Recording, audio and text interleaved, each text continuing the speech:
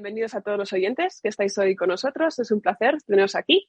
Primero quiero introducir un poco la sesión, la estructura que tendrá hoy. Primero lo que haremos será tener una ponencia de unos 20 minutos por el profesor Jesús del Álamo, de título El hardware de la inteligencia artificial, perspectivas de futuro. Y luego nos moveremos a un panel o una mesa redonda de unos 30 minutos, donde se unirá también el profesor Mario Lanza para profundizar un poco más en el tema. Así que para poner las cosas en contexto, dejadme que presente brevemente al profesor Jesús del Álamo. Jesús del Álamo es profesor en el Instituto Tecnológico de Massachusetts, más conocido quizá por sus siglas en inglés como el MIT, en el Departamento de Ingeniería Eléctrica, Electrónica y de Ciencias de la Computación desde el año 88. Antes de unirse al MIT, Jesús realizó su carrera en Ingeniería de Telecomunicaciones en la Universidad Politécnica de Madrid, su máster y doctorado en Ingeniería Eléctrica en Stanford y también trabajó durante 3 años en Japón. Su investigación se ha centrado en el estudio de varios tipos de transistores y otros dispositivos electrónicos. Más recientemente, ha explorado el potencial de materiales ferroeléctricos y dispositivos electroquímicos para aplicaciones en computación neuromórfica.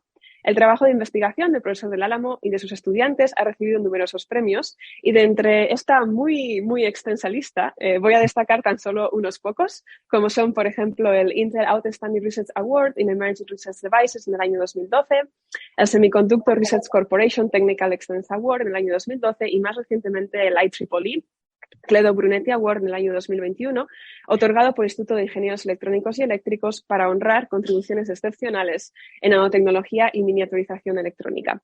Además, el profesor del Álamo es Fellow de IEEE, es Fellow de la Sociedad Americana de Física y Fellow de la Sociedad de Investigación de Materiales. Del año 91 al 96 fue investigador presidencial en la Fundación Nacional de Ciencia de los Estados Unidos y también es miembro de la Real Academia de Ingeniería de España. En el 2015 le fue otorgado un doctorado honoris causa por la Universidad Politécnica de Madrid. Y algo que me parece a mí muy interesante es que, además de por su investigación, también ha recibido muchos premios por su actividad como docente, internamente a nivel de MIT, pero también externamente, como es el IEEE Electron Devices Society Award, que le fue otorgado en el 2012, debido a, y cito, sus contribuciones pioneras en el desarrollo de laboratorios online para la educación en microelectrónica a escala mundial. Y bueno, si alguien tiene interés en este tema, os animo a que busquéis en internet el proyecto iLab, que es de verdad muy interesante. Así que sin más dilación, le cedo la palabra al profesor Jesús del Álamo. Muchas gracias a Juncal y muchas gracias, Vicente, por la introducción tan generosa que me habéis hecho y por el gran honor que me dais por invitarme a esta charla en este ciclo de diálogo ciencia en español, organizado por las fundaciones Rafael del Pino y Ramón Areces. Me parece una idea extraordinaria y para mí es un gran honor el poder participar. También me da gran placer el charlar con Mario Lanza, que he conocido desde hace ya unos años y que está haciendo una investigación extraordinaria en temas en los que yo estoy empezando a entrar. Mario sabe mucho más que yo sobre algunos de los temas de los que voy a hablar hoy. Entonces, esta charla está dedicada a un tema candente y de gran relevancia en el futuro de la computación, que es el hardware, específicamente dedicado a la implementación de algoritmos de inteligencia artificial. La próxima diapositiva, por favor. Próxima página, sí. Me imagino que, como yo, estáis maravillados por las proezas que la inteligencia artificial ha demostrado estos últimos años. A lo mejor habéis visto esta serie documental de Netflix sobre AlphaGo, el primer sistema que ha conseguido batir al campeón del mundo de Go, a su juego. Este es un juego complejísimo, con billones de posibilidades, y el desarrollar un sistema que puede ganar al campeón del mundo es algo francamente impresionante.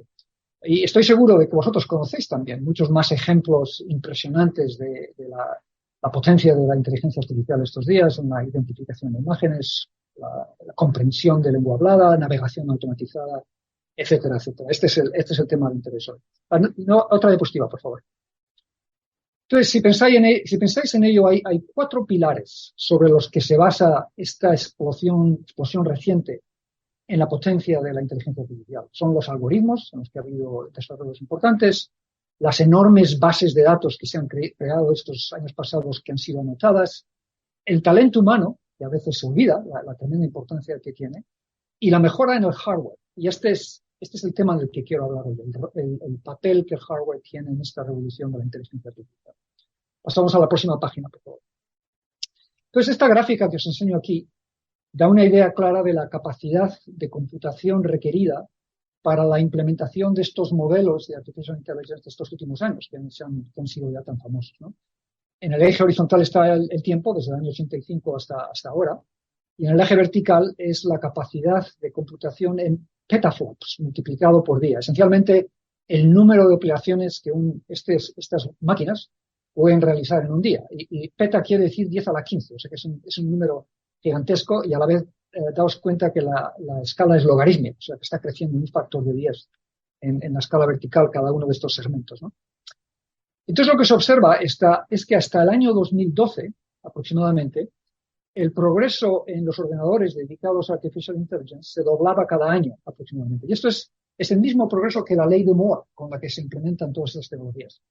Sin embargo, a partir del año 2012, como veis, el incremento se ha acelerado enormemente y ahora recientemente se dobla cada 2 meses, un progreso verdaderamente vertiginoso. La próxima diapositiva, por favor. Entonces, lo que pasó en el año 2012 fue la introducción del GPU, Graphical Processing Unit, o unidad de procesamiento gráfico en los sistemas de computación de AI. Hasta antes de esa fecha se utilizaba el CPU, Central Processing Unit, un microprocesador normal, pero a partir de esa fecha se vio el potencial del GPU para hacer computación de Artificial Intelligence. Es ahí donde se empezaron a explorar esos algoritmos nuevos, ¿no? Entonces, este punto de disrupción demuestra el valor que tiene el utilizar hardware que ha sido diseñado específicamente para hacer AI en revolucionar la capacidad de computación de AI. La próxima diapositiva, por favor. Entonces, si miramos en más detalle estos últimos años, del 2012 hasta la fecha, esta figura indica el coste en dólares en programar estos modelos de AI recientemente. Esencialmente, el coste de dólares es el coste de la electricidad que hay que consumir para programar a los ordenadores, ¿no? Y como veis, está llegando a cifras de alrededor de los 10 millones de dólares en modelos más recientes. Entonces aquí veis, y también veis, esta es una escala también semilogarítmica, que este coste de energía, coste en dólares, está creciendo también de manera exponencial. Próxima diapositiva, por favor. Este punto que veis aquí es el GPT-3, que es un modelo dedicado al procesamiento de lengua, Natural Language Processing, que costó alrededor de 10 millones de dólares en programar. En la siguiente diapositiva os enseño el AlphaGo, ahí lo veis, que costó alrededor de $1 millón el entrenarlo en un gasto de electricidad que duró alrededor de 40 días.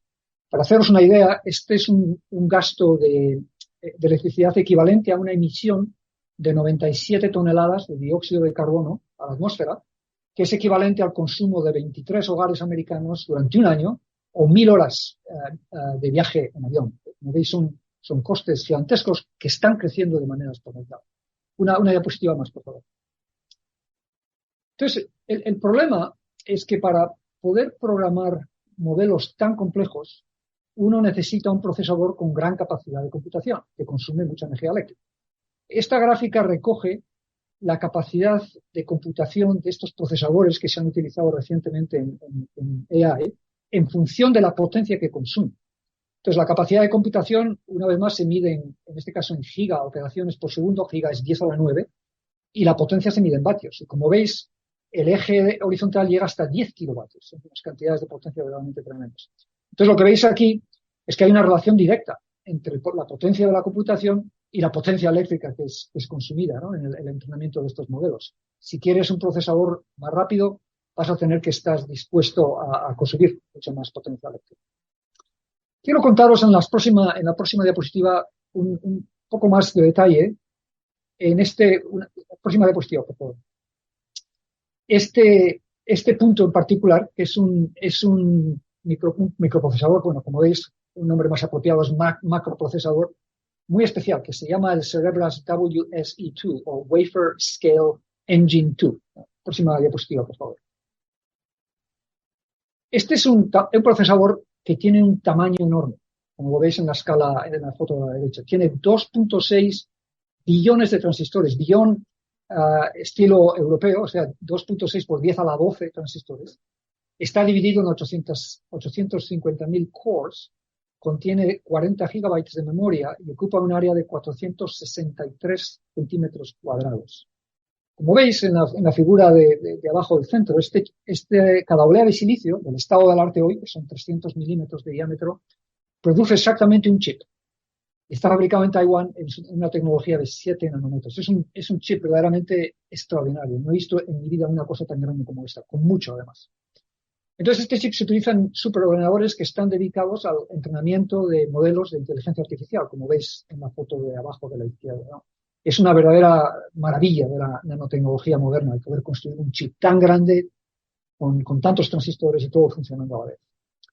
La próxima diapositiva, por favor. Os enseño una vez más esta gráfica de computación en función de la potencia consumida. Y como veis, la tendencia, a medida que vamos avanzando, es una trayectoria que va hacia la saturación. Y esto lo que quiere decir es que para conseguir procesadores más capaces, que consiguen entrenar modelos más complejos con muchos más datos, vamos a tener que estar dispuestos a consumir una cantidad de energía que crece de manera súper lineal. Y como veis, esto es un gran problema y en un momento dado no vamos a poder ir más allá. Este es el punto en el que va a hacer falta una gran nueva innovación. Pasamos a la próxima diapositiva, por favor. Entonces, como veis, este es uno de los grandes problemas que se entienden ya bien hoy. AI puede hacer grandes cosas por la sociedad humana, pero tenemos que tener cuidado que no nos queme el planeta, ¿no?, en este esfuerzo. La próxima diapositiva, por favor. Entonces, lo que todos estos chips que veis aquí en esta gráfica, una vez más, estos sistemas tienen en común es que están basados en la misma tecnología convencional de CMOS de silicio. Los procesadores son diferentes, tienen diseños diferentes, pero la tecnología básica fundamental es CMOS, basado en silicio. Y eso es lo que limita la eficiencia, digamos, de computación alrededor de 10 teraops por vatio. Tera es 10 a la 12 operaciones por vatio. Eso es, como veis, no es posible llegar más allá a diversos niveles de computación. Siguiente diapositiva, por favor. Entonces, lo que deseamos es movernos en esta dirección, aumentar la potencia de computación sin aumentar, o incluso mejor, disminuir la potencia consumida. Eso es lo que verdaderamente necesitamos hacer. Y esto requiere una verdadera revolución tecnológica en la microelectrónica moderna. Ese es el gran reto.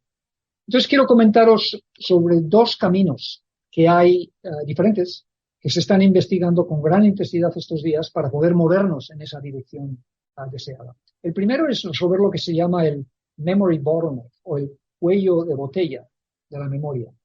Y el segundo consiste en inventar nuevos modelos de computación. Voy a tocar un poquito brevemente sobre estos dos puntos. En la próxima diapositiva hoy enseño a qué se refiere este memory bottleneck. Esto se refiere al hecho de que en sistemas modernos de computación, los chips responsables de la computación y los chips donde reside la memoria son diferentes y están ensamblados sobre un mismo board a cierta distancia los unos de los otros. La razón por la que son diferentes es porque la tecnología de silicio subyacente para implementar estos dos chips es muy diferente y es muy difícil de combinar en el mismo chip. Esto quiere decir que los datos tienen que ser transferidos de memoria al procesador y de vuelta a la memoria, y en aplicaciones de inteligencia artificial, donde utilizamos grandes bases de datos y un gran trasiego de base de datos y de los weights que se utilizan para los modelos, se consume una gran cantidad de energía y se requiere mucho tiempo para poder hacer toda esta transferencia de información. Entonces, esto es a lo que se refiere el memory bottleneck. Y la solución, ilustrada de manera así un poco naif en la imagen de la derecha, es el integrar la memoria y la computación de manera muy íntima, con conexiones muy cortas, con conexiones muy finas, con muy pocos efectos parásitos, y poder transferir los datos de computación a memoria muy rápidamente, con muy poco gasto de energía con gran paralelismo a la vez. Y como os digo, el problema es que las tecnologías básicas que están involucradas en la implementación de la memoria y la computación son muy diferentes. Hasta la fecha ha sido muy difícil desarrollar una tecnología común que soporta estas dos aplicaciones con el gran rendimiento que es necesario. Entonces, en la próxima diapositiva os enseño o muestro el gran esfuerzo que hay hoy por todo el mundo para intentar resolver este problema, es decir, el encontrar tecnología de memoria que se puede integrar de manera muy ágil y de manera muy eficaz sobre tecnología de computación. Hay varios tipos de memorias, como veis que estoy ilustrando aquí, basado en física magnética, de ferroelectricidad, cambios de fase, física también de resistencia. Y la clave es el poder integrar esto con gran densidad, con mucha agilidad, de manera que se puedan crear una gran densidad de bases de datos que se puedan comunicar muy rápidamente con la computación que está en la parte más abajo de la blea. Este es un problema muy serio, pero claro, es un problema en el que hay un gran esfuerzo en todo el mundo para intentar resolver. En la próxima diapositiva os enseño una segunda línea que se está investigando, que está emergiendo estos días para integrar sistemas de manera más íntima, donde se reducen los efectos parásitos en lo que se llama heterogeneous integration of chiplets o integración heterogénea de chiplets, que son pequeños chips. Entonces, si pensamos en un sistema moderno, como es la figura de la izquierda, que queremos integrar en un chip, por razón de eficacia y de tamaño, las diferentes funciones que en general hacen falta, la computación, la memoria, los gráficos, las comunicaciones, están forzadas a ser implementadas con la misma tecnología, porque están en un chip. Como es el caso que la velocidad de computación es generalmente la función prioritaria, entonces esto obliga a escoger una tecnología muy avanzada que a la vez es muy cara. Esto quiere decir que todas las otras funciones que no requieren esa tecnología tan avanzada terminan siendo implementadas con esa tecnología. A veces incluso esa tecnología más avanzada no es necesaria, no es deseable para implementar otras funciones, como veis aquí el input-output o las comunicaciones, ¿no? Pero no hay solución. Tienes que utilizar la misma tecnología para todas estas funciones. Entonces el resultado final es un chip que es muy caro y que tarda mucho tiempo en ser diseñado. Entonces, el nuevo concepto de integración heterogénea, que está ilustrado en la figura de la derecha, consiste en la integración de pequeños chips o chiplets que han sido dedicados a implementar cada uno una función específica de manera muy optimizada. Han sido diseñados y fabricados con la tecnología más óptima para esa función, para esas funciones, para esas figuras de mérito que son deseadas para esta aplicación en concreto. Algunos de estos chips, de hecho, están ya diseñados, están ya fabricados y se pueden escoger, digamos, de un catálogo off the shelf para ser utilizados en esta aplicación porque ya existen y la interfaz está bien definida. Entonces, el resultado es que si ensamblas un sistema así de manera modular, se puede hacer muy rápidamente y el resultado es un diseño que llega al mercado mucho más rápido, que es mucho más económico y que también tiene un más rendimiento energético.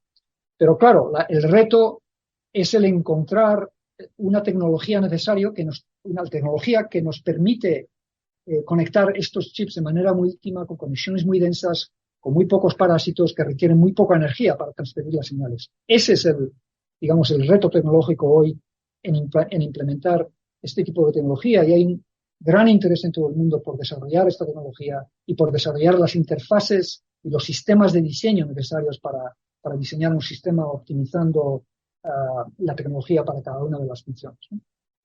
Entonces, en la próxima diapositiva os enseño ya demostraciones que existen en el mercado de esta tecnología que son muy impresionantes. Por ejemplo, a la izquierda está el microprocesador de Apple que se llama M1 Ultra, que salió al mercado esta primavera. Consiste en la unión en dos microprocesadores, como veis, M1 Max, que salió al mercado el año anterior. Entonces, cada uno de estos microprocesadores realiza una función completa de computación, y al juntar los dos, pues tienes esencialmente el doble de la capacidad de computación. En total, hay alrededor de 114 billones americanos, 10 a la 9, transistores en este chip tan largo. Entonces, la clave, una vez más, es la fusión que veis en esa línea horizontal que separa los dos chips, el poder hacer que estos chips se comuniquen el uno con el otro con un montón de líneas muy cortas, con muy pocos parásitos y que pueden transferir información de manera muy eficaz. Pero la ventaja de hacerlo así, en vez de fabricar un chip que es el doble de grande, es que el yield, el rendimiento de la fabricación es mucho más alto y el costo final, como resultado, es mucho más barato. A la derecha veis otra aplicación, otro ejemplo, que se llama el Ponte Vecchio, que es un acelerador de inteligencia artificial que Intel está investigando. Consiste en un ensamblado de 47 chips, en este caso, que están agregados de manera muy compacta y que en total suman 100 billones, 10 a la 9, o sea, bueno, 10 a la 11 en total, de transistores en este ensamblaje tan compacto como podéis ver aquí, ¿no? Entonces, esta integración heterogénea de chiplets es una tecnología verdaderamente revolucionaria que va a demandar una gran innovación en muchos campos. Hay grandes oportunidades para muchas disciplinas en contribuir en esta revolución que está empezando ahora. Materiales, herramientas de diseño, aspectos térmicos, todos los campos están involucrados en lo que hace falta contribuir aquí. En la próxima diapositiva, finalmente, quiero hacer un breve comentario sobre nuevos paradigmas de computación, que es la otra gran línea que he mencionado al principio que se está investigando con gran intensidad en el mundo. Este es un campo verdaderamente de gran interés. En concreto, quiero hablar sobre este tema en el que yo ya tengo actividades de investigación en mi grupo en MIT, y es tecnología para implementar redes neuronales artificiales, pero en forma analógica, en vez de en forma digital, que es como se implementan hoy.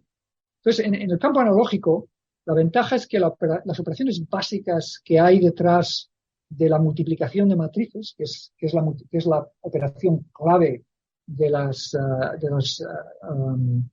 neural networks, esa multiplicación de matrices consiste en una multiplicación y suma.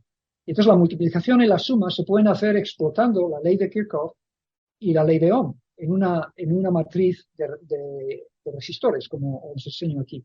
Y de esa manera se puede hacer de manera muy eficaz con dispositivos que son pequeñísimos en vez de decenas de transistores y con un consumo de energía mucho más barato, ¿no? Mucho más bajo, ¿no? O sea que es un concepto que se entiende bien, se entiende bien los requerimientos que hay para este dispositivo clave, que es este resistor programable no volátil, es decir, que guarda en memoria el valor de la resistencia que podemos programar.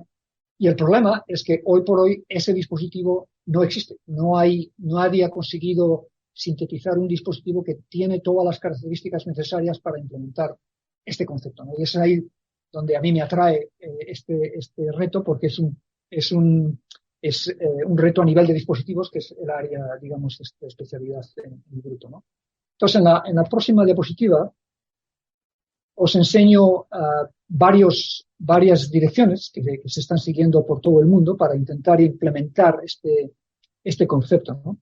Entonces, arriba a la izquierda es un trabajo de mi grupo que consiste en intercalar iones de manera controlada en un canal de óxido metálico y de esa manera controlar la conductividad de este canal, que veis aquí como hemos construido en medidas, en dimensiones ya muy pequeñas, que se puede incrementar la conductividad o se puede reducir la conductividad y guarda en memoria ese valor porque los iones se quedan dentro del canal hasta que no los saquemos de allí, ¿no?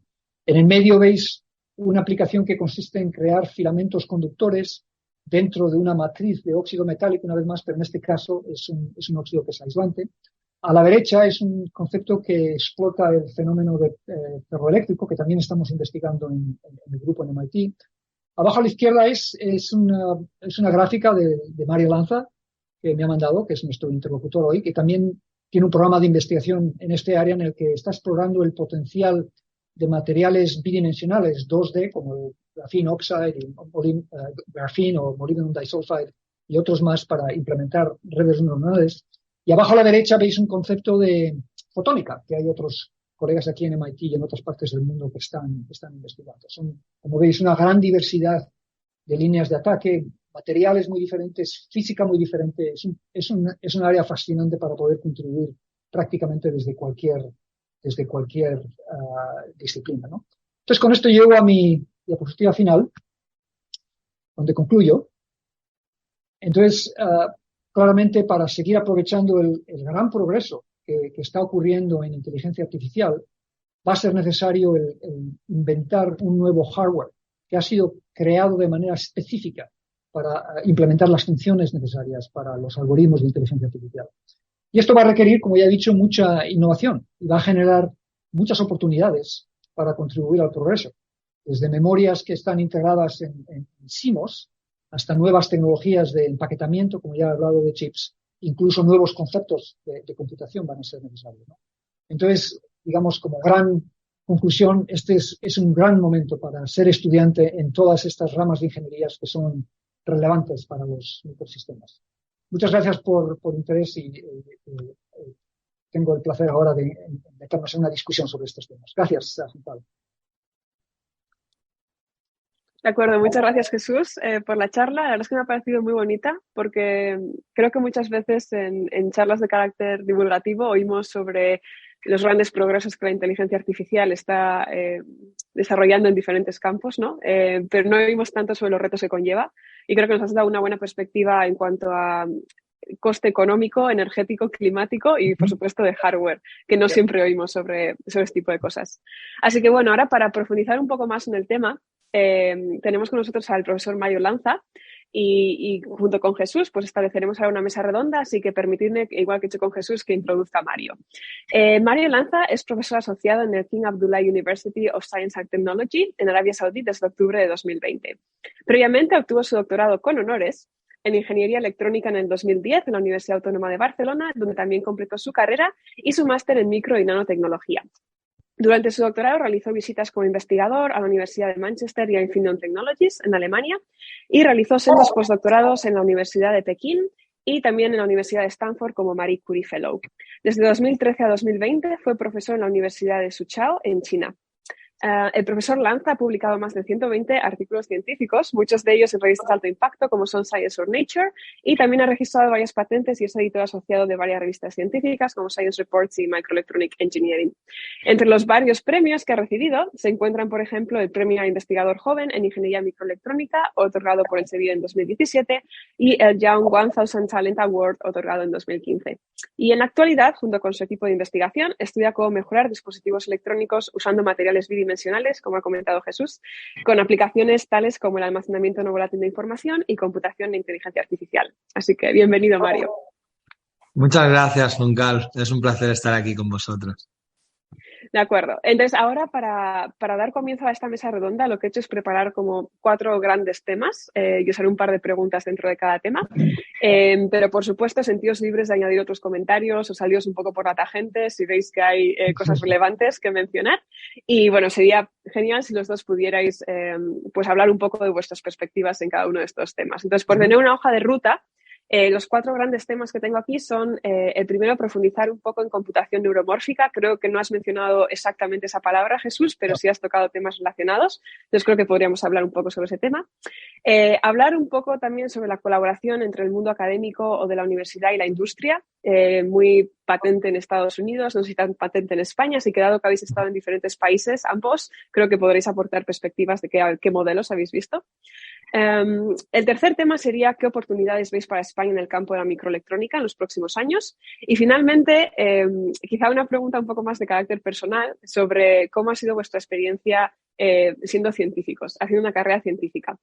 Así que, bueno, si os parece, podemos empezar por la pregunta más técnica, que es sobre computación neuromórfica y las sinapsis artificiales. Este es un tema que a mí me ha llamado la atención porque, bueno, a mí siempre me ha gustado bastante, incluso hasta en mi doctorado lo estuve haciendo, el mirar a la biología o a la naturaleza para tratar de buscar inspiración. No digo exactamente imitar, pero quizás sí inspirarse para buscar nuevas soluciones tecnológicas o a retos en ingeniería a los que no sabemos cómo dar solución ahora mismo. Sé que, por ejemplo, hay sensores neuromórficos ahora mismo que están revolucionando campos como la visión por computador, estas cámaras basadas en eventos, pero sé que al mismo tiempo también traen nuevos retos como son la necesidad de diseñar nuevos algoritmos capaces de extraer información de estos inputs sensoriales. Así que mi pregunta para vosotros sería, ¿qué ventajas o qué potencial creéis que la computación neuromórfica va a ofrecer en comparación a la computación tradicional? Y al mismo tiempo, ¿cuáles crees que son los mayores retos para el desarrollo de esa tecnología o incluso para su implementación en el futuro? Bueno, si queréis empiezo, pero Mario conoce este tema mucho mejor que yo, así que creo que Mario va a dar una opinión mucho más inteligente que la mía. Creo que esta palabra neuromórfica, computación neuromórfica, está bastante abusada y significa diferentes cosas para diferente gente. Entonces, por ejemplo, yo no la he utilizado en mi charla. No la he utilizado a pesar de que otros colegas la utilizarían para tratar un tema parecido, porque el tipo de aplicaciones que yo he discutido, que es este Analog Neural Networks, implementación de redes neuronales en modo analógico, no tiene prácticamente nada que ver con el cerebro, ¿no? Bueno, sí, el cerebro funciona de manera analógica, o sea que ese sería, digamos, el punto de conexión. Entonces, no sé, me parece que está muy abusado porque está de moda el utilizar el término neuromórfico, pero que creo que hay que tener cierto cuidado, porque me parece que el concepto neuromórfico es un poco el intentar imitar cómo funciona el synapse, ¿no? La conexión entre dos neuronas, que se puede reforzar o se puede debilitar basada en pulsos que llegan a los dos lados de esa neurona y digamos, el sincronismo entre esos pulsos, ¿no? Entonces, hay gente que trabaja en eso y ahí probablemente el uso del término neuromórfico puede ser apropiado, pero hay mucha gente que no trabaja en eso, como yo, entonces no me parece que el término es adecuado. O sea que, y la gente que trabaja en eso o otra gente que estudia esos temas tienen cierto escepticismo, digamos, si se puede verdaderamente hacer computación, así como ya he explicado, estudiando, digamos, el sincronismo de pulsos que llegan a estos synapses. Pero creo que en este tema probablemente Mario sabe mucho más que yo. Sí, en este campo hay, como bien dice Jesús, un poco de abuso en la palabra. El tema es que existen dos vertientes, dos maneras de entender esta computación neuromórfica. Una es un poco intentar copiar a la naturaleza. Lo que pasa es que esa vertiente es un poco compleja porque ni siquiera los biólogos entienden bien cómo funciona el cerebro. Entonces, intentar copiar algo que no entiendes es muy complejo. La otra vertiente es un poco más pragmática y es entender esta computación como un conjunto de algoritmos matemáticos, ¿no? Y aquí es donde entra todo el tema de la multiplicación de matrices, que es una operación que es realmente clave para realizar todos estos algoritmos, ¿no? Entonces, yo también lo entiendo de esta forma. Creo que las ventajas, en respuesta a tu pregunta, las ventajas que tiene, como ya ha mencionado Jesús, va a ser bastante en cuanto a velocidad y menor consumo. Y también en respuesta, lo que sería el mayor, el mayor reto en el desarrollo de este tipo de circuitos, porque al final estamos hablando de rendimiento a nivel de circuito. Pero ahí va, como están hechos de estos memristores que ha comentado Jesús, de estos dispositivos que funcionan con una resistencia, pero que tienen un valor variable y que tienen una memoria. Pues claro, estos dispositivos son dispositivos nuevos que pueden realizarse dependiendo de diferentes principios físicos, como ha comentado Jesús. Pero creo que el reto principal no va a ser tanto en el funcionamiento en sí, aunque ya es difícil intentar tener un dispositivo que tenga exactamente las propiedades requeridas, pero creo que aún va a ser más difícil que tenga la robustez que ha tenido el transistor, porque el transistor es un dispositivo a prueba de bombas que ha resistido todo tipo de miniaturizaciones, introducción de nuevos materiales. Yo, de hecho, trabajé en la transición del aislante de puerta de dióxido de silicio a materiales de alta permitividad cuando era estudiante.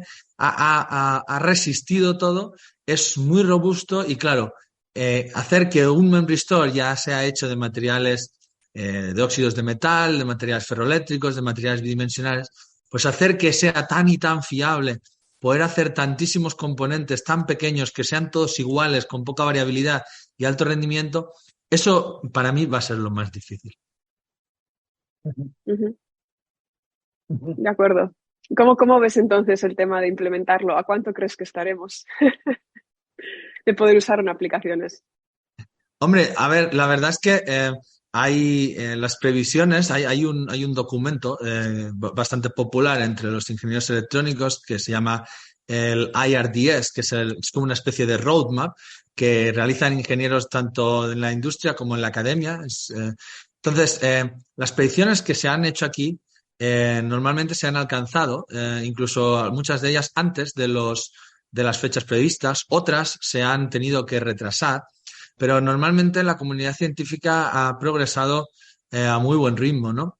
De hecho, ya se decía que la ley de Moore iba a morir hace 10 años y aún no ha muerto y la gente sigue y esa progresión sigue y, como ha mostrado Jesús, incluso más rápido que antes.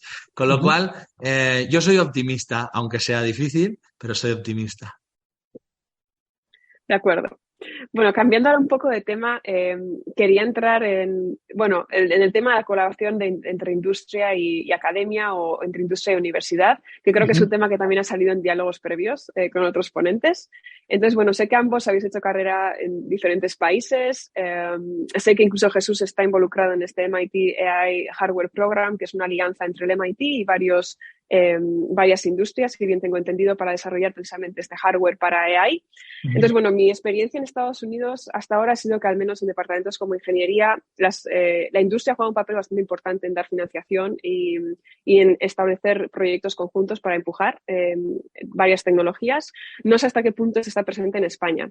Así que mi pregunta para vosotros sería, ¿cuál es vuestra opinión sobre este tipo de colaboraciones en industria con universidad? ¿Ventajas o inconvenientes que puedan tener? Y si en los diferentes países que habéis estado habéis visto modelos que funcionen bien y que creáis que puedan implementarse en España, quizá adaptándolos de alguna forma. Si quieres, empiezo yo. Sabes, yo veo muchísimas ventajas a la colaboración estrecha entre la industria y la academia en temas de ingeniería. Toda mi carrera aquí en MIT ha sido haciendo investigación en temas financiados o muy estrechamente vinculados con compañías, ¿no?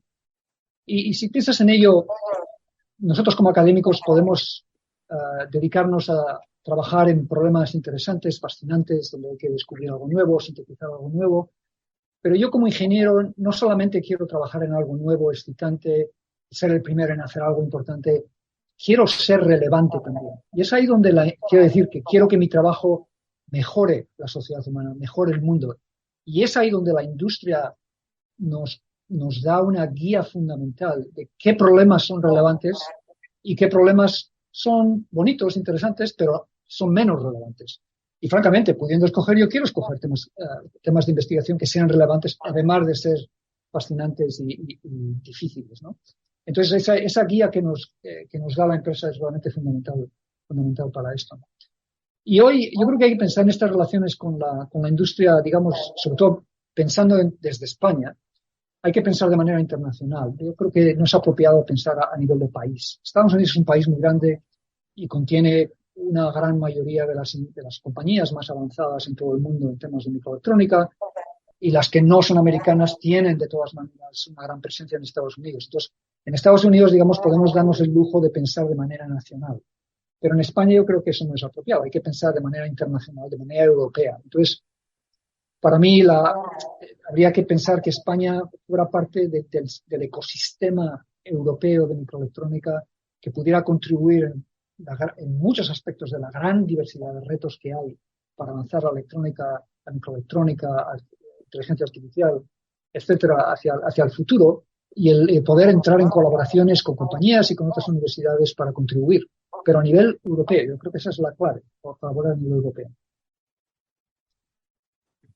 Mario. Bueno, en mi caso, claro, MIT es la mejor universidad del mundo y evidentemente le llueven las ofertas, ¿no?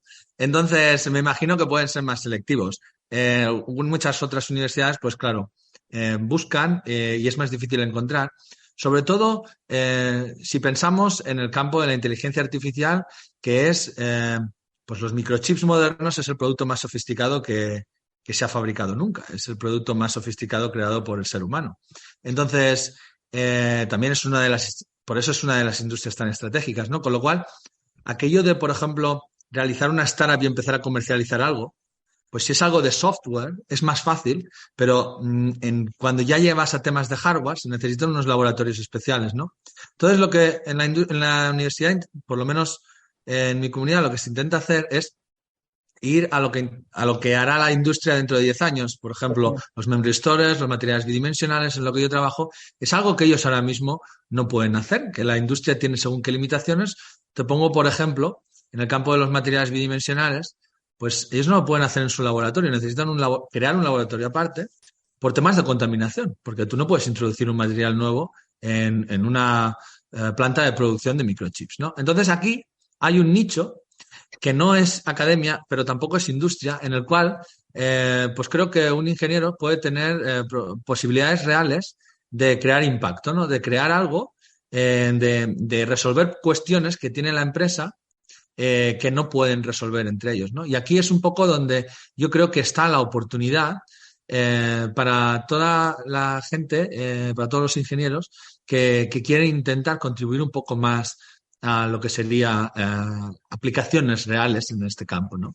Es excitante, pero al mismo tiempo es un terreno difícil, ¿no? Porque, bueno, nadie puede competir con la industria. O sea, un profesor mío de Stanford que trabajó en IBM me decía, el día que la industria se ponga a hacer lo que tú haces, cambia de tópico. No se puede competir, ¿no?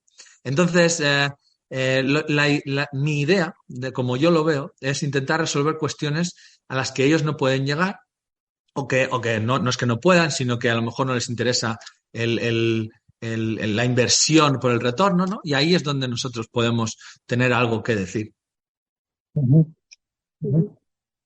Bueno, siguiendo quizá un poco en esta línea, vi en una de tus charlas, Jesús, que tenías esta frase: "The microelectronics industry is at the verge of significant change".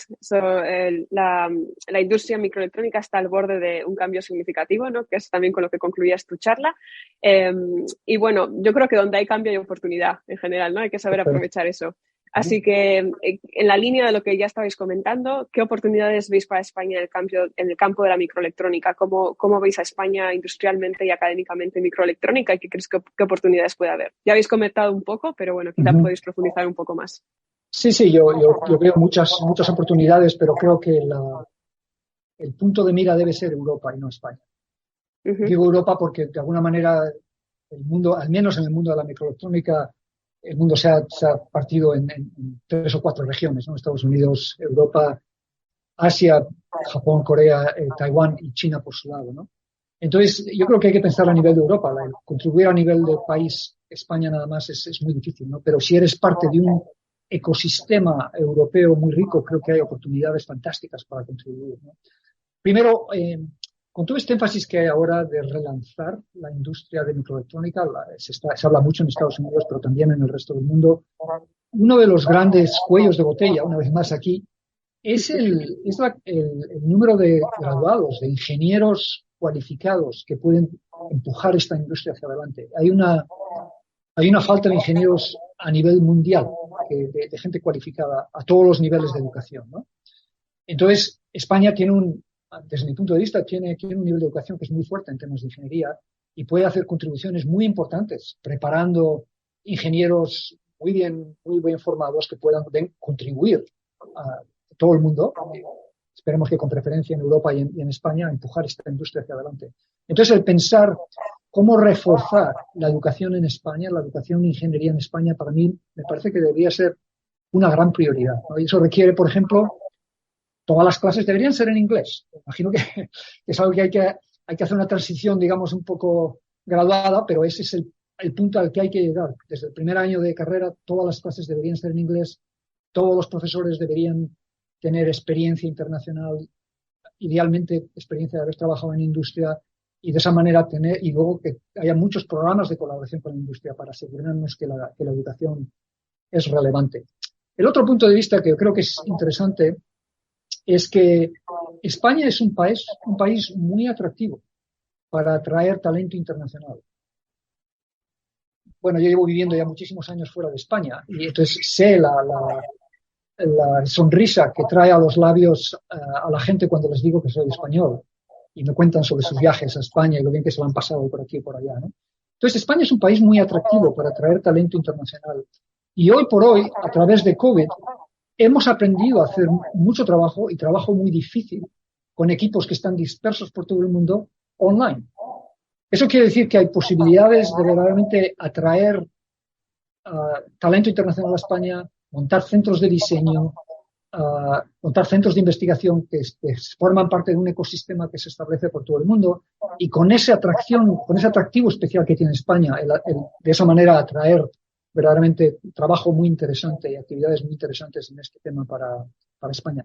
Me recuerdo, por ejemplo, una conversación que tuve con el presidente de ADI, Analog Devices, que es una industria aquí en Massachusetts, porque en un momento lo vi y le dije, mira, pues sé que tenéis un centro de diseño en Valencia. ¿Cómo es eso? Me sorprendió. Y yo le pregunté, digo, pues mira, estábamos trabajando con un pequeño centro de diseño en Valencia que hacían tan buen trabajo que terminamos comprándolos. Así que lo incorporaron a su compañía y este centro de diseño en Valencia hoy por hoy hace trabajo muy importante para Analog Devices. Entonces, para mí, en particular, el lado de diseño me parece algo muy, muy posible para España para hacer contribuciones verdaderamente importantes que no requieren esas infraestructuras de laboratorios complejos o fábricas carísimas en estos temas de microelectrónica. Uh-huh. Mario.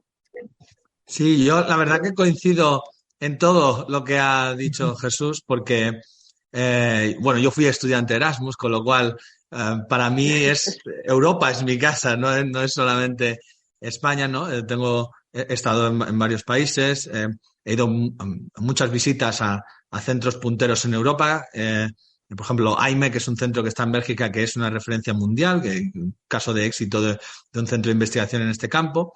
Y he ido ahí muchas veces. También coincido plenamente en el potencial de los jóvenes españoles. De hecho, yo siempre que he estado en el extranjero he contratado postdocs españoles porque al final me ha ido muy, muy bien. Ha sido gente muy productiva. Y también coincido en el tema de reforzar la educación. Por ejemplo, creo que en algunas universidades americanas se está poniendo esto de enseñar sobre semiconductores, sobre industria de microelectrónica, muy serio. Creo que la Universidad de Purdue en Estados Unidos ha hecho un programa especial sobre esto. También tengo un buen amigo que fue presidente de la Electron Devices Society, Fernando Guarín, que él es original de Colombia y bueno, siempre dice que hay mucha gente con talento, que tenemos que detectar y que tenemos que intentar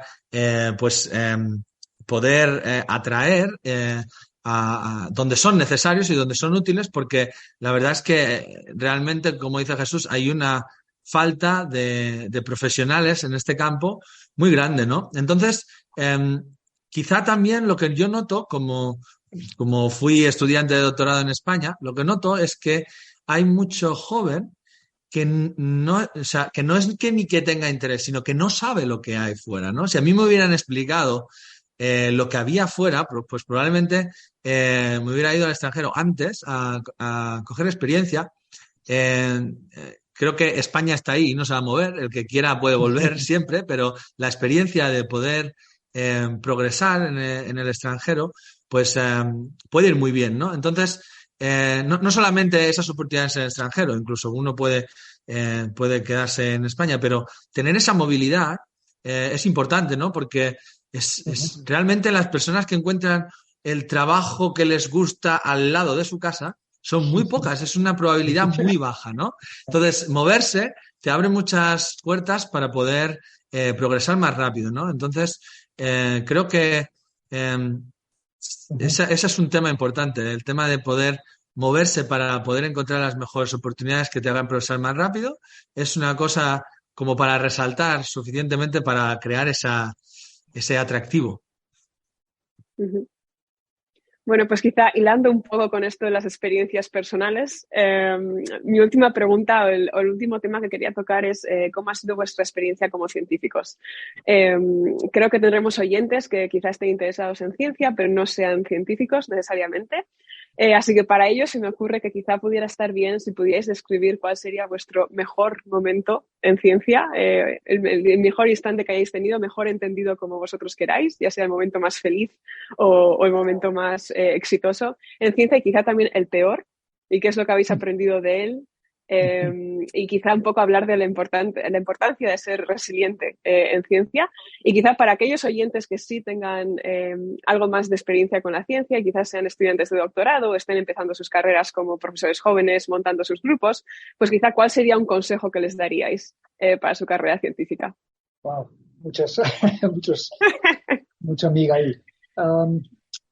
No sé, yo comentaría que hoy en tecnología, conozco es el campo de microelectrónica en el que yo trabajo, es fascinante. Es una industria que, aunque tiene 50 años, ya es tan joven como el primer día, con oportunidades fantásticas, con una necesidad de innovación que más que nunca, y oportunidades de construir carreras increíblemente halagadoras y bien pagadas por muchos años adelante, ¿no? Quiero comentar también lo que Mario ha comentado sobre el viajar a nivel internacional. y yo trabajé 2 años y pico en Japón. Mario tiene todavía experiencias más internacionales que yo. Y entonces ahí no solamente es, digamos, la oportunidad técnica de aprovechar, de aprender algo en un sitio muy especial, en el momento adecuado, que es lo que yo hice, que es lo que me atrajo a ir a Japón, pero luego es la oportunidad humana de vivir en otro país con una lengua diferente, con una cultura diferente, con modos de pensar, señales de identidad diferentes. Es un challenge, es un reto personal, sobre todo si te vas a culturas muy diferentes, que es muy grande, pero es una satisfacción inmensa el vivir ahí y el poder hacer amigos y entender la cultura y salir adelante, ¿no? Entonces yo animo a todos los jóvenes españoles a que busquen una educación internacional o incluso un trabajo internacional, porque desde el punto de vista profesional en general va a ser algo muy, muy relevante, pero a veces una experiencia personal de primera magnitud, ¿no? Desde ese punto de vista, hoy por hoy el mundo es muy pequeño, entonces hoy hay que saber inglés con tremenda fluidez. Yo creo que es algo absolutamente esencial. Es ahí donde animo a los estudiantes a estudiar inglés, a viajar lo más posible y el poder negociar bien en inglés, ¿no? En fin, a nivel de frustraciones, pues a nivel profesional siempre las hay, ¿no? Es difícil. Vivimos en un mundo que se mueve, un mundo técnico que se mueve muy rápidamente. Cuando eres el primero en conseguir algo importante es un placer inmenso, pero a veces pues alguien llega antes que tú o tus resultados son malos y luego ves que había otro grupo que te ha ganado, ¿no? Entonces, bueno, pues ahí te aguantas, intentas aprender lo más posible y sigues adelante por otro lado donde puedes intentar sacar algo que es importante por primera vez y ser reconocido por ello. Bueno, en mi caso, yo quizá sobre qué consejo le podría dar a los jóvenes científicos es que quizá lo que se ve, el recoger un premio, es lo que se ve, ¿no? Pero detrás hay muchísimas horas de trabajo. Yo he trabajado en China donde se trabaja hasta durmiendo. Así que he trabajado muchísimo. Entonces, la idea es trabajar, es ser activo y ser generoso, ¿no? O sea, ser generoso en el sentido a veces yo he hecho muchos trabajos sin esperar nada a cambio. He respondido emails muy largos, he hecho búsquedas de literatura, he hecho experimentos para otra gente y no he esperado nunca nada a cambio, ¿no? O sea, es un poco estar dispuesto, trabajar duro. Para mí, quizá la mayor frustración siempre es pues cuando te rechaza un artículo, por ejemplo, que crees que está muy bien y luego y te dan Hay situaciones que la ciencia, aunque la ciencia sea el resultado de los experimentos es algo objetivo, pero está manejada por humanos, o sea, es subjetiva al final, ¿no? Y para que haya un premio tiene que haber un comité y el comité son humanos y eligen a los que ellos quieren. Entonces, vemos muchas listas de los que están al premio Nobel cada año y todos se lo merecen todos y solo lo gana uno. Entonces, pues eso a veces cuando no estás elegido, pues es un poco lo que más puede sentir un poco de desánimo, ¿no? Pero al mismo tiempo, a mí lo que más me anima a seguir siempre es poder ver el progreso, ¿no? Yo soy un científico de los quizá de antaño, ¿no? O sea, a mí lo que me gusta es sentarme delante del microscopio y ver cosas y ver las cosas, ¿no? Además, yo hago experimentos a escala nanométrica con un microscopio de punta conductora de fuerzas atómicas, con lo cual se ven cosas que son muy excitantes, ¿no? Entonces, uno de los mejores momentos, tengo que confesar, es cuando estás delante del microscopio y ves algo que no ha visto nadie y dices, ostras, esto sí que es excitante, ¿no? Pero al mismo tiempo, aquella imagen romántica del científico en su laboratorio, que es muy inteligente pero que se guarda el conocimiento, hoy en día no funciona. Hoy en día tienes que ir a dar muchas charlas y al final hay muchas veces que somos los anunciantes del trabajo de los miembros del grupo, ¿no? Vamos ahí a dar la cara, pero el trabajo está hecho también por otros, con lo cual es una mezcla, ¿no? Yo tengo la gran suerte de que en mi universidad no necesito solicitar financiación, con lo cual no necesito perder tiempo en rellenar papeles, puedo puedo ir al microscopio todos los días, con lo cual ahora sí que estoy disfrutando y creo que es excitante, así que si algún joven nos está oyendo que le apasione eso, pues les recomendaría que continúe. Yo también quisiera añadir algo más. Me gustaría animar a los estudiantes españoles a que persigan estudios superiores, que vayan hacia el máster con un gran proyecto, digamos, técnico y que también consideren el hacer un doctorado y sobre todo que lo consideren en hacerlo en el extranjero. Creo que eso es una experiencia que añade muchísimo a tu vida técnicamente, pero también profesional, pero también personal. De acuerdo. Bueno, creo que se nos acaba el tiempo, así que va siendo hora de dar clausura al evento de hoy. Muchas gracias, Jesús y Mario, por sacar un rato para estar con nosotros, por la charla, Jesús, y por compartir vuestras experiencias con nosotros. Y bueno, muchas gracias a todos los oyentes que se han conectado hoy.